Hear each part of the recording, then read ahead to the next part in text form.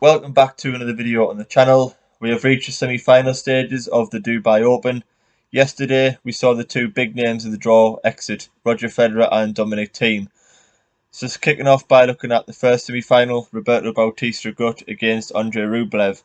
And I was talking on Twitter yesterday, and don't quote me on this, but I think Andre Rublev may be the first player ever to reach an ATP semi-final without actually playing a match. He's had 3 walkovers so far. And I think most of the time this would certainly be a negative for a player. You know, players like to get used to the pace of the court, they like to beat opponents, go into the semi-finals and finals with confidence after recent wins and good performances. But Andre Rublev's played 3 doubles matches this week, had some success with Aslan Karatsev, his partner, over very good doubles partnerships. Rublev won the title last week in Rotterdam on a hard court, so he's coming into this tournament and match as one of the favourites and just playing very good tennis. You know, he's had fantastic form and recent results in semi-finals and finals. So I think Rublev, if anything, could probably benefit from the rest after winning the title last week in Rotterdam and going deep. So I expect Rublev to come out full of confidence, knowing that he's playing good solid singles tennis at the most. And yeah, hopefully picking up another title now, especially after Thiem and Federer exited yesterday. So we obviously can't look at the form or the results of Andre Rublev, but you can look at the form last week in Rotterdam, where I think he was absolutely superb. And Rublev's a player that's becoming better and better in the biggest moments. You know, his record in semi-finals and finals now is exceptional. And if he does reach the latter end of these ATP 3-set events, then you do have to make him a massive favourite. And I did predict him at the start of this week to win this event just because of his recent run of form and the fact that he's been playing some of his best tennis in 2021, whereas Roger Federer had obviously come off the layoff. Dominic Thiem hasn't had the best start to 2021. So Rublev, I think, now is probably the outright favourite to win this tournament. So we'll see how he gets on in his first match, which is very strange to say in a semi-final. Moving on to Roberto Bautista Agut, who himself hadn't enjoyed a fantastic start to 2021. Didn't impress too much in Australia, which is unlike Bautista Agut, who usually has a lot of success in Australia. But he is a player that's, you know, very accustomed on tour. He's a top 16 player, a very hard worker. He's got fantastic defence and fitness, lots of variations, and just very, very tough to beat. Similar to his compatriot Pablo Carreño Busta, just never gives up in a rally, always makes you play extra shots, capable of coming back from the jaws of defeat, incredible fitness. And I was surprised in a way that he beat Dominic Thiem yesterday, but Thiem's has had a disappointing start to 2021, and I spoke at the start of this tournament that I wanted to see a very good Dominic Thiem, and I wanted to see him really push on and reach a final or even win this event and kickstart his 2021, but it just didn't seem to be happening for Thiem. And since the 2020 US Open title win, he hasn't looked at his best at all. I think he looks physically struggling. He hasn't got that same energy, doesn't hit the same amount of winners, seems to be retreating back behind the baseline a lot more. And I do think Thiem was back to somewhere, you know, near his best. I think it was probably his best performance yesterday of 2021. It was a match just on very fine margins. I think Thiem's backhand looked somewhere near its best. But after 2020 and the form that Dominic Thiem showed and the consistency, I expect him to improve past these sort of players now. You know, I expect him to turn up and beat Pablo Carreño Busta in the hard court. I expect him to turn up against Grigor Dimitrov at the Australian Open and beat him. And, you know, Thiem just, I always thought after 2020 that he would go above those players and reach finals consistently and win events consistently, but it just doesn't seem to be happening. You know, I think, as I mentioned, I don't think Thiem looks physically at his best at the moment. I'm not sure he's got the most confidence in his game.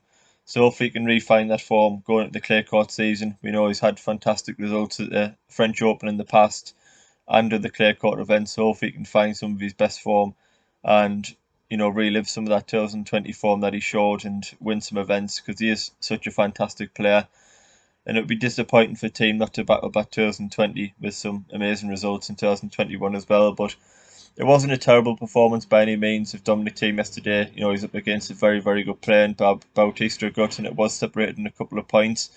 But I just think Thiem's lost that knack of winning the big points and winning the big moments that he did last year. That's ultimately what separates you from being a champion to being just a top 16 player that does well and reaches semi-finals and finals.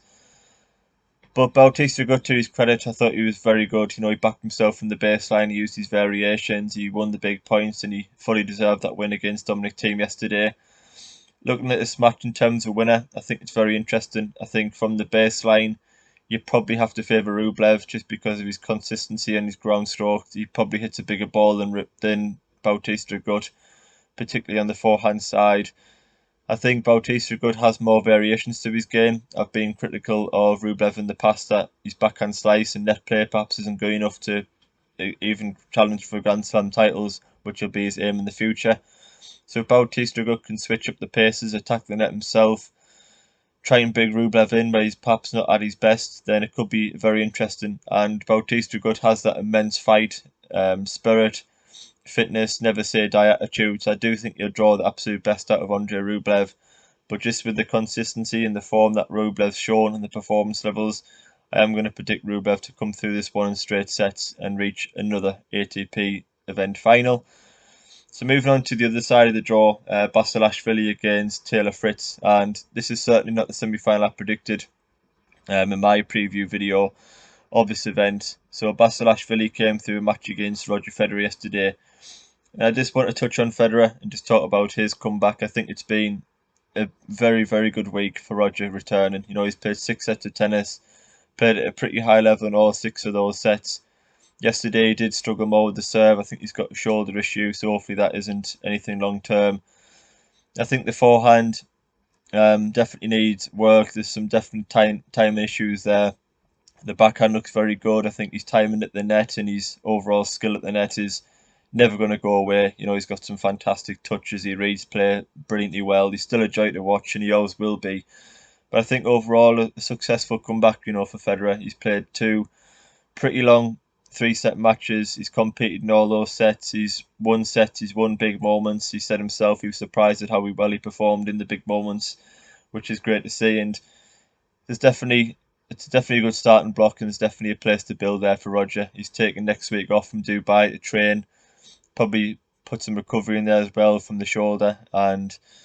But yeah, I think overall a positive week for Roger Federer, about as good as he could have expected, and hopefully it continues. He can certainly compete the French and Wimbledon, moving on the Olympics as well in the US, and hopefully just a successful year for Roger Federer after what was a nightmare 2020 for him.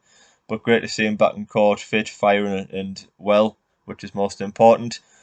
But Basilashvili was very good yesterday. I think he certainly must have watched the match against Dan Evans and saw that Roger did struggle in the long points. He struggles for timing from the back of the court. And Basilashvili just threw the kitchen sink at Roger. You know, Roger was throwing all sorts of switch-ups and using his spin. But Basilashvili just hit through the spin. He was keeping Roger back behind the baseline, not letting him shorten points too often. And when Roger's serve started to struggle, then Basilashvili was able to dictate, move Federer around at the back of the court, force the errors from the forehand side. And, you know, Basilashvili nailed his tactics, executed them perfectly, and, you know, fully deserved that win over Roger yesterday. And it was probably his career best win so far. Moving on to Taylor Fritz, and I think Taylor Fritz is a player that really gets up for the big matches, and I think he's a very underrated talent that could go, you know, quite a way further in his career than what he has done so far. Particularly in a hard court, he's got a great first serve. He's got a very big game, but I think his defence and his movement's pretty good for a guy of his size. We saw him in the Djokovic match at the Australian Open, and yes, Djokovic should have come through that match in 5 sets, and yes, the result wasn't as close as it looks on paper, because we know Djokovic got the injury in set 2 and wasn't really able to compete in sets 3 and 4, but even throughout the first and second sets, I think Taylor Fritz competed very well against, you know, Djokovic, who's more or less invincible in Australia. He didn't let Djokovic just dictate. He fought hard. He forced a tie-break in the opening set. When he had opportunities to win the third and fourth, he took them. You know, he used his big game, he used his serve and his big forehand to dominate Djokovic. And, you know, Djokovic found some of his best tennis in that 5th set, which was too much for Taylor Fritz, as you would expect. But I think in the big matches, Taylor Fritz does find a good level. He does excel. Doesn't seem to struggle too much under pressure. And I think I fancy Taylor Fritz to come through this one. You know, if he can serve well, as I say, on a fast hard court, he can use his big weapons. He can keep the points short. then I do think he comes through this one. So I'm going to predict Taylor Fritz to face Andrei Rublev in the final of the Dubai Open. And yeah, I think it's been a very good tournament so far. I've thoroughly enjoyed it. Enjoyed seeing the return of Roger Federer, being interested by how Dominic Thiem's looked, and I was slightly disappointed yesterday by him not winning that one. I thought he would come through and set up what would be a fantastic semi-final against Andrei Rublev. But Berta Bautista got fully deserved that win. It was a fantastic match against Dominic Thiem, and I'm sure he'll give Rublev a great match. So 2 good semi-finals on paper. I'll be back tomorrow to give my final preview and talk about each semi-final. If you have liked the video, please do leave a like and also subscribe. It is much appreciated, and I will see you on the next video.